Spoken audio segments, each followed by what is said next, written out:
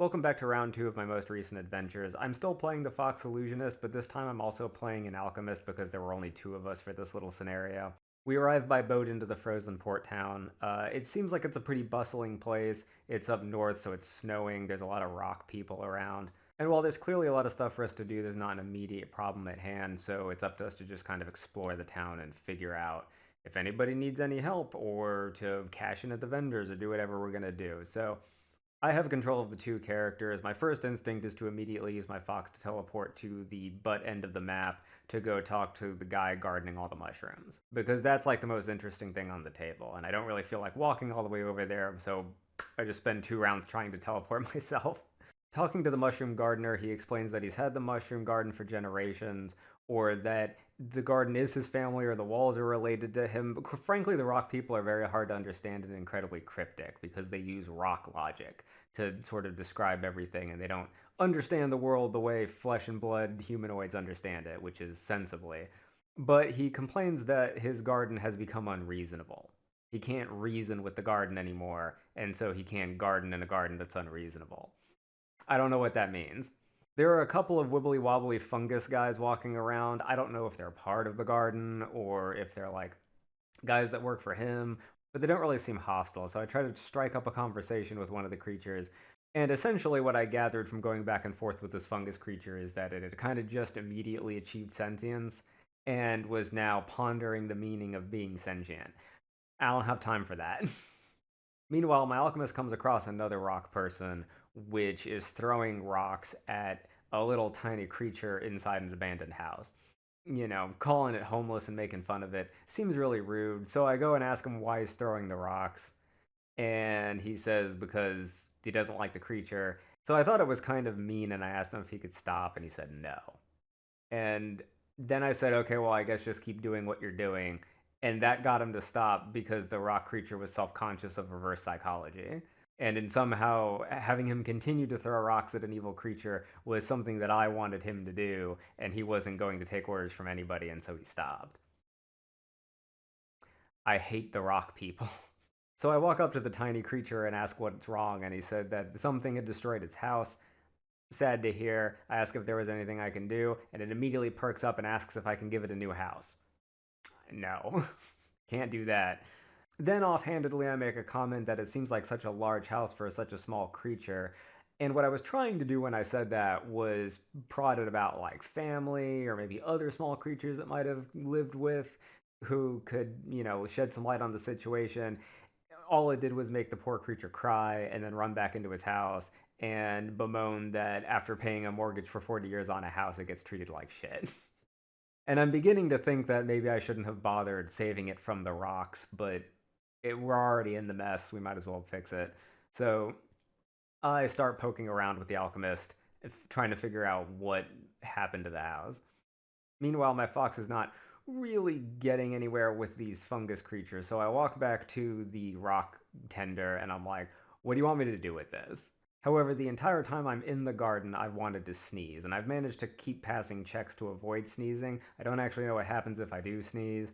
Maybe something bad, but like I'd want to get out of the garden and not be in there as much as possible. So I don't actually want to fight them if I can avoid it.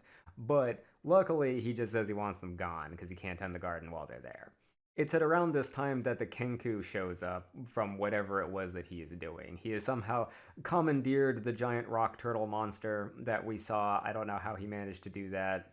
I think he cashed in the treasure chest he got in the last video for something, God only knows what, and then comes up and tries to tell me something very important. Now, I can't speak with the Kenku. I lied and said that I could, but I can't. So whatever he says, immaterial to me. But I do need the help of our tavern-oriented dog fighter, so I call him over to have him help. And what I want him to do is stand there, and I explain to him that I'm going to teleport him. Because what I want to do is I want to swap places with him and the fungus, so I can remove the fungus from the garden with my swap places spell. He says cool, and then wanders away to the bar. Back at the destroyed house, my alchemist is poking around, and I kind of hear something coming from the outhouse slash destroyed rubble in the back, so I go and investigate that. And out explodes a gigantic octopus gorilla thing. It is a just gigantic monstrosity with tentacles for a face, and I just immediately drop a smoke bomb and try to run away from it. Well, I think there's only really one way my alchemist is going to deal with it. Firebomb. Firebomb. Firebomb. So I start firebombing it.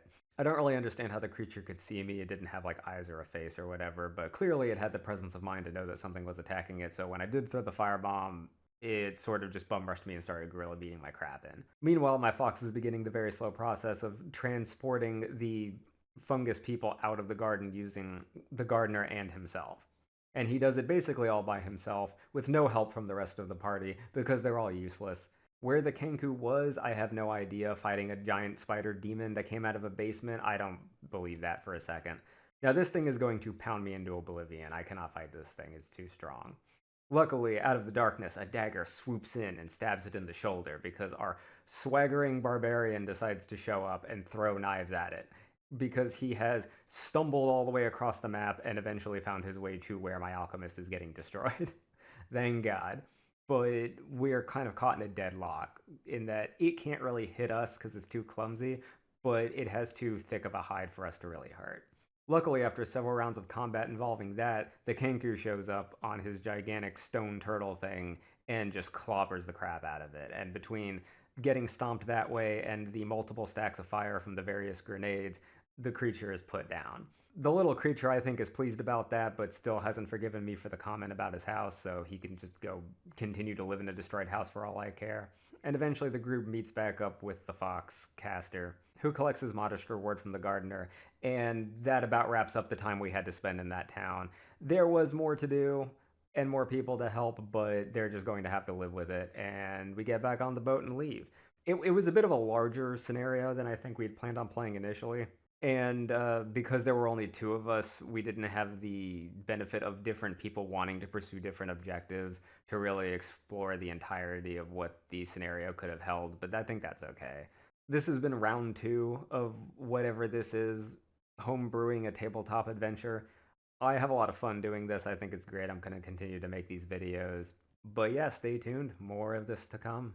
I hope you guys enjoyed it, and I hope you guys like these silly adventures on these really cool tables. I like putting the tables together. It's very nice.